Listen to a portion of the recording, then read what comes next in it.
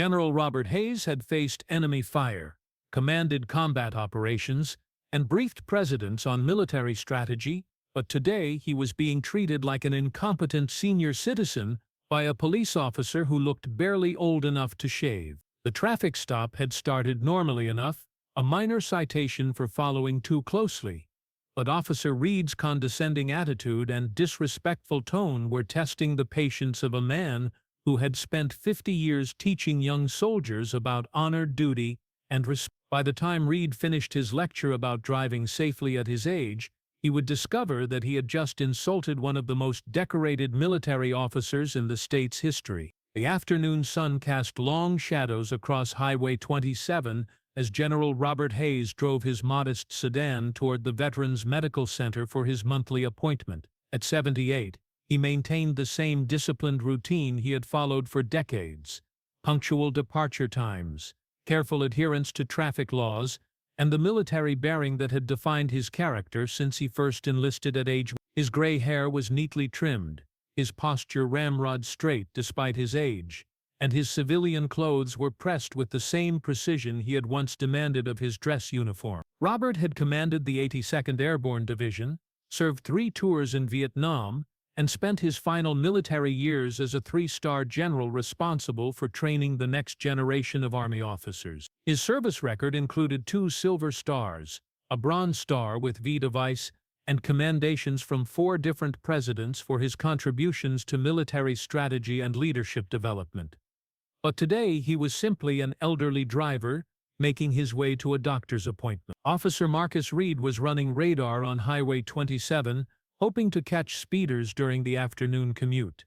At 28, he had been with the state police for 6 years and considered himself experienced in reading traffic situations. When he clocked the gray sedan doing 62 in a 65 zone, following the car ahead just a little too closely, he made the decision to pull it over. Reid had developed what he considered good instincts about different types of drivers, and elderly motorists required special handling to ensure they understood the seriousness of traffic safety. Reid activated his lights and watched as the sedan immediately signaled and pulled over in a textbook perfect traffic stop maneuver. The driver positioned the vehicle safely on the shoulder, turned off the engine, and placed both hands visibly on the steering wheel, exactly as police training recommended. But instead of recognizing these actions as signs of someone who knew proper procedure, Reid interpreted them as evidence of an elderly driver who was nervous and possibly confused about why he was being stopped. As Reid approached the driver's side window, he observed a man in his late 70s with silver hair and deeply lined features that spoke of decades of responsibility and decision-making under pressure. The driver sat perfectly upright, his hands positioned at 10 and 2 on the steering wheel, his expression calm and attentive. Everything about his demeanor suggested military bearing and discipline, but Reid saw only an old man who needed to be handled with the kind of simplified communication he used for senior citizens. "Good afternoon, sir," Reid said, his tone already carrying the slightly louder volume and slower pace he employed when speaking to elderly drivers. "Do you know why I stopped you today?"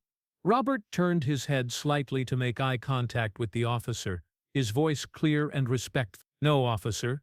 I was maintaining safe following distance and adhering to posted speed limits." Reid noted the formal speech pattern and military precision of the response, but instead of recognizing it as evidence of discipline and competence, he interpreted it as an elderly man trying to sound more capable than he actually was. "Well, sir, I clocked you following that vehicle ahead of you a little too closely.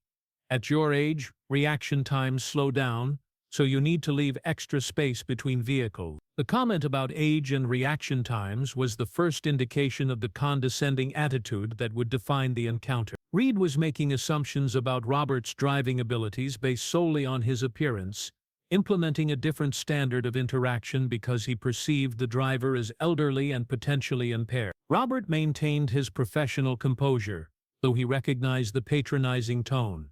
"I understand, officer. May I see your identification and provide my license and registration?" Reid was surprised by the request to see his identification. Most drivers, especially elderly ones, never ask to verify an officer's credentials. He interpreted this as further evidence that the old man was confused about proper traffic stop procedure. "Sir, I'm in uniform and driving a marked patrol car. You don't need to see my ID. Just provide your license and registration, and we'll get this sorted out quickly." Robert complied with the request, retrieving his documents from his wallet and glove compartment with the same methodical precision he had once used for military inspection. His driver's license showed a birth date of 1945, confirming Reid's assessment that he was dealing with a senior citizen who required special handling. Reid examined the license carefully, noting the address in the clean driving record indicated by the license's appearance. "Robert Hayes," he read aloud. "Mr. Hayes, I need you to understand that driving is a privilege, not a right, and at your age, you need to be extra careful about maintaining safe distances and driving at appropriate speeds for your reaction capabilities." The lecture was unnecessary and condescending. Robert had been driving for over 60 years without a single accident or moving violation, but Reid was treating him as if he were a newly licensed teenager who needed basic instruction about road safety. "I appreciate your concern, Officer Reid," Robert replied, reading the name tag on the young man's uniform. "However, I maintain current defensive driving certifications and have never been involved in a traffic incident." Reid interpreted this response as an elderly man becoming defensive about his driving abilities, a common reaction he had observed when citing senior drivers. "Sir, I understand you think you're a good driver, but the fact is that age affects everyone's abilities behind the wheel. That's why I pulled you over today, to help keep you and other drivers safe."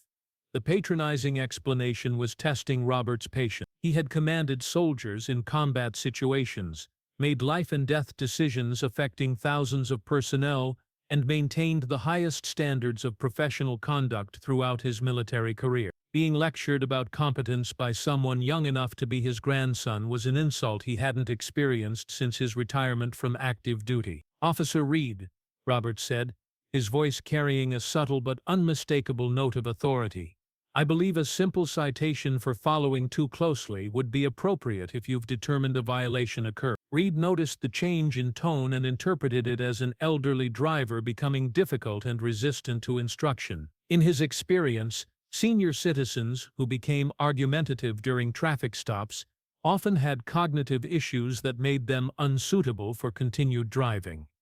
"Mr. Hayes, I'm trying to help you understand the seriousness of safe driving at your age. Attitude problems won't make this go away." The accusation of having an attitude problem was particularly galling to Robert. Throughout his military career, he'd been known for his calm professionalism under pressure and his ability to maintain respectful communication even in the most challenging circumstances. Being accused of having behavioral issues by an officer who had been condescending and disrespectful throughout the encounter was testing the limits of his considerable self-control. Reid continued his lecture while writing the citation. "Hayes, I'm going to give you a ticket for following too closely, but more importantly, I want you to consider whether it might be time to have a family member help you with transportation needs. At 78, maybe it's time to think about hanging up the key." The suggestion that Robert should stop driving was the final insult. Reid was essentially telling a man who had maintained perfect driving records, current certifications, and complete cognitive competence that he was too old and impaired to operate a vehicle safely. The recommendation was based purely on age discrimination rather than any evidence of actual driving impairment. Robert made his decision. The young officer's condescending attitude and age-based assumptions had crossed the line from poor customer service into outright disrespect for a senior citizen who had dedicated his life to serving his country. It was time to provide some education about assumptions and "Officer Reid," Robert said, his voice carrying the unmistakable authority of someone accustomed to command. "Before you complete that citation, I think there's something you should know about the person you're lecturing about driving competence and cognitive ability." Reid looked up from his citation book, noting the change in the old man's demeanor, but still not recognizing what was about to happen. "Sir, nothing you tell me is going to change the fact that you were following too closely and need to drive more carefully at your age." Robert reached into his wallet and produced a small leather folder, handing it through the window to the officer. "My military identification, Officer Reid. I think you'll find it relevant to this conversation about competence and capability. Reid opened the folder and found himself staring at official military credentials that made his breath catch in his throat. The identification card bore Robert's photograph and the unmistakable insignia of a three-star general in the United States Army. The card identified him as General Robert Hayes, retired with service dates spanning over 5 decades and authorization codes that indicated the highest levels of military clearance and responsibility. General Hayes, Reid read aloud, his voice suddenly uncertain, as the implications of the identification began to sink in. Robert's voice remained calm but now carried the full weight of his military authority. Lieutenant General Robert Hayes, retired, United States 82nd Airborne Division, former commander of Fort Bragg, and senior military advisor to 4 different presidential administrations. Reid stared at the military credentials as his mind struggled to process what had just happened. For the past 15 minutes, he had been treating a 3-star general like an incompetent senior citizen, lecturing a man whose military rank meant he outranked every person in the state police hierarchy, including the chief of police and the state police superintendent. "Sir, I didn't realize," Reid stammered, his condescending attitude evaporating as the reality of the situation became clear. Robert's response was measured but carried unmistakable authority. "Officer Reid, what you didn't realize is that for the past quarter hour, you have been demonstrating exactly the kind of age discrimination and disrespectful behavior that reflects poorly on your department and your training." Reid felt the blood drain from his face as he began to understand the magnitude of his mistake. He had not only insulted a decorated war hero, but he had done so while representing a law enforcement agency that depended on military veterans for training, support, and community relations. "You assumed that my age indicated incompetence," Robert continued, his voice carrying the teaching tone he had once used with young officers. "You spoke to me as if I were cognitively impaired, suggested that I should surrender my driving privileges, and accused me of having an attitude problem when I requested professional courtesy and respect." The lecture was devastating in its quiet authority. Reid realized that he had violated every principle of respectful public service while interacting with someone whose military service and leadership experience far exceeded his own professional qualifications. "General Hayes, sir, I apologize," Reid said, his voice shaking with the realization of how badly he had handled the situation. "I didn't mean any disrespect." Robert's response was delivered with the patience of an experienced teacher addressing a young student who had made a serious mistake. "Officer Reid, respect isn't something you mean or don't mean. It's something you demonstrate through your actions and your words.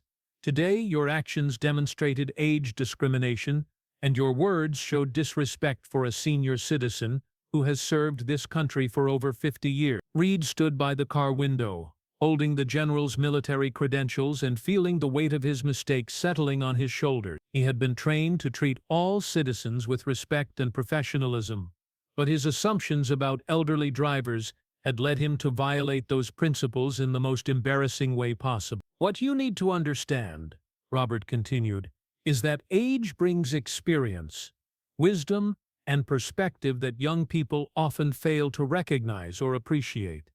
When you see gray hair and assume incompetence, you're revealing your own limitations rather than identifying problems in others." The teaching moment was delivered with the same patience and authority that Robert had once used to train young military officers who made mistakes based on inexperience or poor judgment. He wasn't angry or vindictive. He was providing education that would hopefully prevent similar incidents in the future. Reid handed back the military credentials with hands that were visibly shaking. "General Hayes, sir, I don't know what to say. This is the most embarrassing mistake of my career." Robert accepted his identification and tucked it back into his wallet with the same careful precision he had used throughout the encounter. "Officer Reid, embarrassment is temporary, but learning is permanent. The question isn't whether you made a mistake. Everyone makes mistakes. The question is whether you'll learn from this experience and treat senior citizens with the respect they've earned through decades of life experience and service to their communities." The conversation had completely reversed the power dynamic of the traffic stop. Reid had gone from condescending authority figure to chastened student receiving instruction from someone whose experience and qualifications far exceeded his own. "Sir, should I still write the citation?" Reid asked, uncertain about how to proceed after such a fundamental misunderstanding of the situation. Robert considered the question for a moment, then provided an answer that demonstrated both military wisdom and personal grace. "Officer Reid, if you observed a traffic violation, then you should follow proper procedures regardless of who was driving. But in the future, I suggest you treat every citizen, regardless of age, with the same respect you would want your own grandparents to receive during a traffic stop." Reid nodded quickly, grateful for the general's professional response to his unprofessional behavior. "Yes, sir. Absolutely, sir." As Reid completed the citation with considerably more respect and humility than he had shown at the beginning of the encounter, Robert reflected on the broader implications of what had just occurred. Age discrimination was a pervasive problem that affected millions of senior citizens who were treated as less capable, less intelligent, or less deserving of respect, simply because they had lived long enough to accumulate gray hair and wrinkles. The traffic stop had become an unintended but valuable teaching moment about assumptions, respect, and the hidden competence that often existed behind elderly appearance. Robert had encountered similar age-based discrimination at restaurants, stores, and medical facilities, where young employees automatically spoke louder, moved slower, and explained simple concepts as if advanced age meant cognitive impairment. But Robert's military background had given him the confidence and authority to address the discrimination directly, rather than simply accepting disrespectful treatment as an inevitable consequence of aging. His willingness to reveal his credentials and provide education rather than simply enduring the condescending behavior had created an opportunity for meaningful change in how Officer Reid would interact with senior citizens in the future. Reid handed the completed citation through the window, with considerably more ceremony than such documents usually received. "General Hayes, sir, thank you for your service to our country, and thank you for the lesson you taught me today. This won't happen again." Robert accepted the citation and tucked it into his glove compartment. "Officer Reid, the measure of a person isn't whether they make mistakes, it's how they respond when they realize they've made them. Your willingness to listen and learn speaks well of your character and your potential as a law enforcement officer." The compliment was delivered with the same teaching authority Robert had once used to encourage young soldiers who showed promise despite making errors in judgment. He recognized that Reid's condescending behavior had likely stemmed from inexperience and poor training rather than malicious intent, and that corrective education was more valuable than punishment. As Reid returned to his patrol car, he carried with him a lesson that would influence every future interaction with elderly citizens. He had learned that assumptions based on age could be just as wrong and just as harmful as assumptions based on any other demographic characteristic, and that respect was something every person deserved regardless of their appearance or perceived capability. Robert started his sedan and continued toward his medical appointment, reflecting on the encounter and its broader implications. The traffic stop had been a minor incident in his long life, but it represented a much larger issue affecting millions of senior citizens who were routinely dismissed, patronized, or disrespected because of their age. 2 weeks later, Reid was called into his supervisor's office for what he expected would be a complaint about his interaction with General Hayes. Instead, his sergeant informed him that the general had called the department to commend his professional handling of the traffic stop and his willingness to learn from feedback about appropriate interaction with senior citizens. "Reid," his sergeant said, "General Hayes told me you showed real character during that encounter. He said you listened when he corrected your approach, and that you demonstrated the kind of respect that reflects well on this department. That's high praise from someone of his rank and experience." Reid felt a mixture of gratitude and continued embarrassment about his initial behavior during the traffic stop. "Sergeant, I made a lot of mistakes during that encounter. General Hayes taught me more in 15 minutes than I learned in 6 months of training about treating people with respect." His supervisor nodded approvingly. "That's exactly the kind of attitude that makes good officers great officers.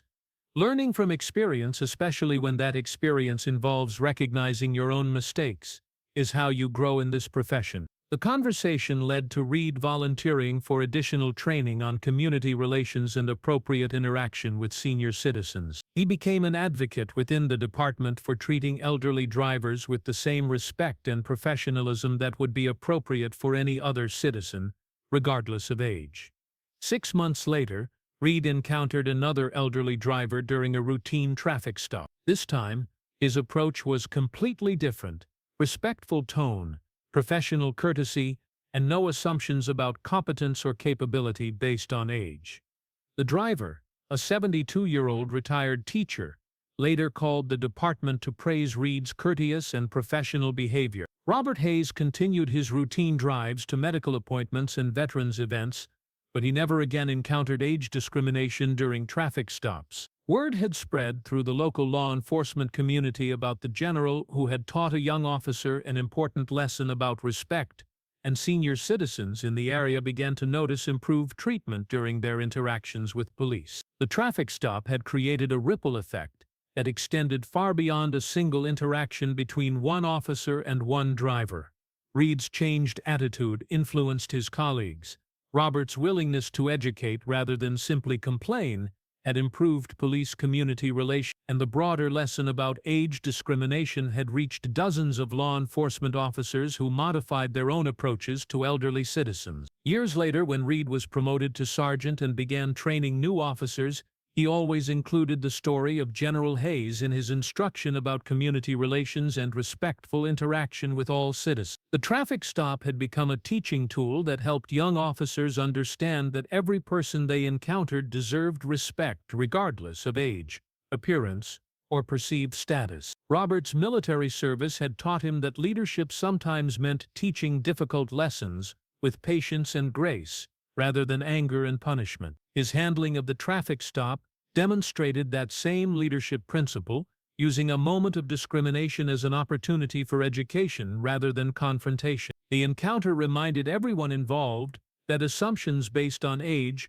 were just as problematic as assumptions based on any other demographic characteristic, and that respect was something every person had earned simply by living long enough to accumulate decades of experience and wisdom. Sometimes the most powerful response to discrimination isn't anger or complaint, it's the quiet authority that comes from a lifetime of service and achievement. Robert Hayes had that authority, and he used it not to humiliate a young officer who had made a mistake, but to provide education that would improve that officer's interactions with senior citizens for the rest of his career. The traffic stop proved that when discrimination meets experience, when assumptions encounter authority, and when disrespect confronts dignity, the result isn't just individual change, it's systemic improvement that benefits entire communities. Robert's willingness to teach rather than simply endure had created lasting positive change that would influence police-citizen interactions for years to come.